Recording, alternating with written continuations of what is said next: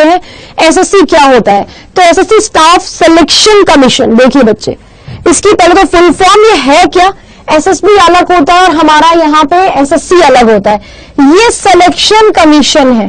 Selection commission का मतलब क्या हो गया, जो कि आपसे काम नहीं करवाएगा, जो कि आपको एक पोस्ट देगा, एग्जाम कंडक्ट कराएगा, सारी रिस्पॉन्सिबिलिटी किसकी होती है, एसएससी डिपार्टमेंट की होती है। अब जैसे कि आपका यूपीएससी होता है, यूपीएससी का एग्जाम होता है, तो यूपीएससी के एग्जाम में भी ऐसा तो नहीं है कि आपको जो है यूपीएससी आपसे काम कराएगा। आप भारत सरकार के लिए काम करते हो, गवर्नमेंट के एम्प्लॉय बनते हो, ठीक है। यूपीएससी एक संस्थान है, एसएससी एक संस्थान है, गवर्नमेंट ऑर्गेनाइजेशन, जिसमें आपका यूपीएससी में क्या होता है, Indian administrative service, IRS, IPS, ये जैसे होते हैं वैसे ही हमारे एसएससी में क्या होता है, एसएससी में आपके इनकम टैक्स ऑफिसर, आपके एएसओ, आपके बहुत सारी जो पोस्ट होती हैं उन पे आपके सिलेक्शन के लिए एग्जाम कंडक्ट करवाया जाता है। अब इसकी पोस्ट देख लेते हैं। सबसे छोटी सी जो पोस्ट होती है वो कौन सी होती है, एमटीएस की पोस्ट होती है, जीडी की पोस्ट होती है। इसमें आपका 10th लेवल चाहिए होता है। इसमें कौन सा लेवल चाहिए होता है, इसमें हमें 10th लेवल चाहिए होता है। अगर आप 10वीं पास हो तो आप जीडी का एग्जाम दे सकते हो, कांस्टेबल की पोस्ट के लिए एमटीएस का एग्जाम दे सकते हो, वेरियस गवर्नमेंट डिपार्टमेंट्स में छोटी छोटी सी पोस्ट के लिए। सीएचएसएल होता है आपका क्लरिकल के लिए, ये पोस्ट आपको मिलती है जब 12th पास कर लेते हो। स्टेनोग्राफर, जिसमें आपके जो है मैथ्स आती ही नहीं है, स्टेनोग्राफी आती है, मैथ्स नहीं आती है, स्टेनोग्राफी पूछी जाती है, ये आप कर लेते हो 12th पास। सीजीएल इसका सबसे बड़ा एग्जाम होता है हमारा। सीजीएल आपका क्या होता है, इसका सबसे बड़ा एग्जाम होता है। अब सीजीएल में इसमें कौन सी पोस्ट मिलती है, देखो सीजीएल में पोस्ट मिलती है हमको, सबसे अच्छी पोस्ट असिस्टेंट सेक्शन ऑफिसर की होती है हमारी, ठीक है। यहां पे ये रही assistant audit officer, sorry assistant audit officer. क्यों नहीं, जिस पोस्ट में आपके सबसे ज्यादा पैसा होता है वही हमारी सबसे अच्छी पोस्ट मानी जाती है। तो अराउंड 76,000 रुपीज यहां पे मिलता है। ये पोस्ट जो थी 2017 से पहले यूपीएससी में आती थी, असिस्टेंट अकाउंट ऑफिसर, असिस्टेंट आपके।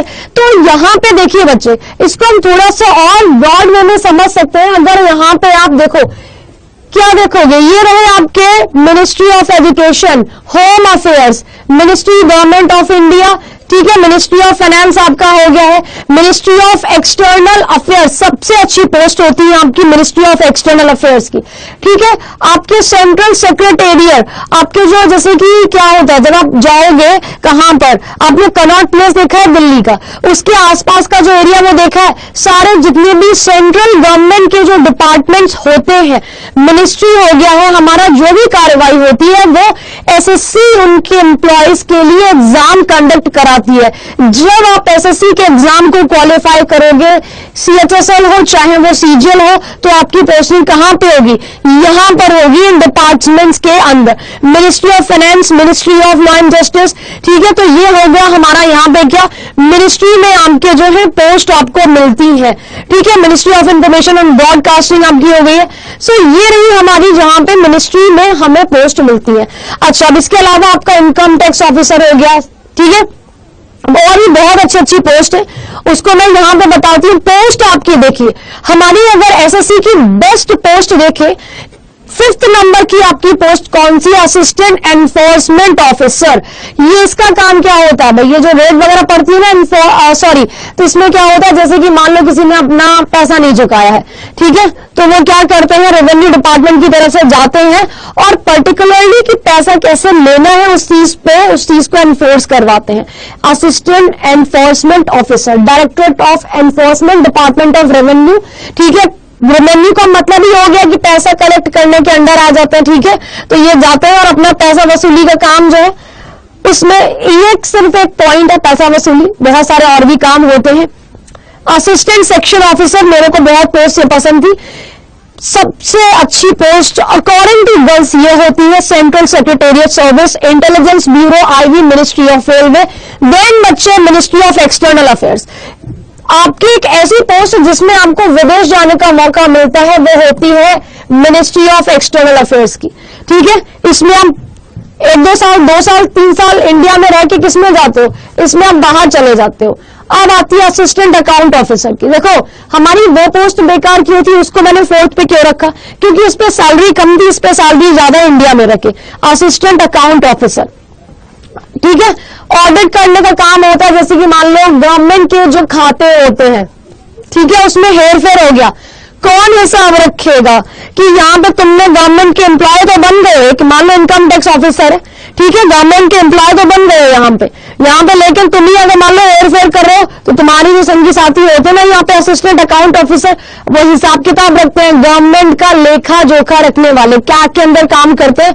पोस्ट बहुत बढ़िया होती है, ठीक है। ये आता है आपका 3rd नंबर पे। 2nd नंबर पे इंस्पेक्टर ऑफ इनकम टैक्स।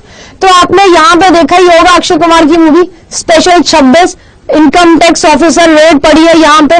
तो भाई शुरू में आप पीछे रहोगे, जब आपका सिलेक्शन होगा बाद में आप आगे भी आओगे।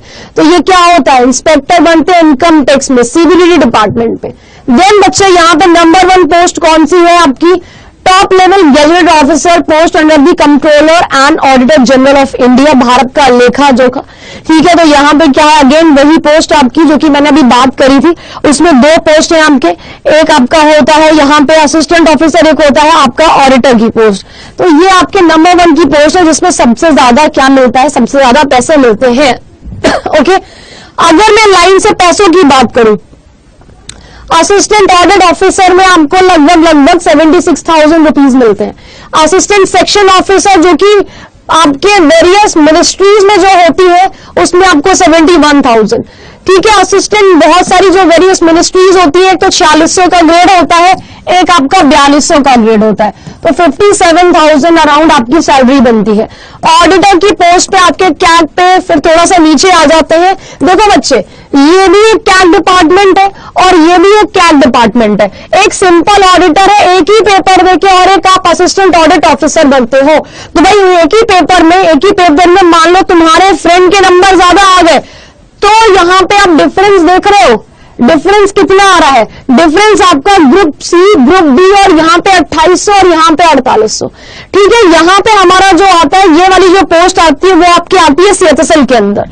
तो हमारा ये जो है सीएचएसएल के अंदर है, ये आपकी पोस्ट हो जाती है 2400 की। 2400 पे लगभग आपको 45,000, 43,244 रुपीज। एंड एमटीएस ये आपके काफी लो लेवल की पोस्ट होती है अकॉर्डिंग टू आपके सीजल एंड अदर डिपार्टमेंट्स, तो जिसपे आपको लगभग 30,000 की जो सैलरी है वो मिलती है। ओके, तो ये रही आपकी एसएससी जो होता है बहुत सारे हमारे साल में। अगर मैं यहाँ पे देखूं एसएससी का कैलेंडर, बहुत ध्यान से देखिएगा, यहाँ पे मैं आपको एसएससी का कैलेंडर खोलती हूँ। वैसे ये आपका अपडेट होना भी बाकी है एसएससी की, हमारी यहाँ पे जो है पर्टिकुलर ऐसी कोई भी इंफॉर्मेशन नहीं आई है। एसएससी ने बहुत सारे अपने चेंजेस जो है ना वो करता रहता है टाइम टू टाइम, लेकिन अपडेट्स देता रहता है। पहले तो अपडेट्स भी थोड़े कम ही आते थे।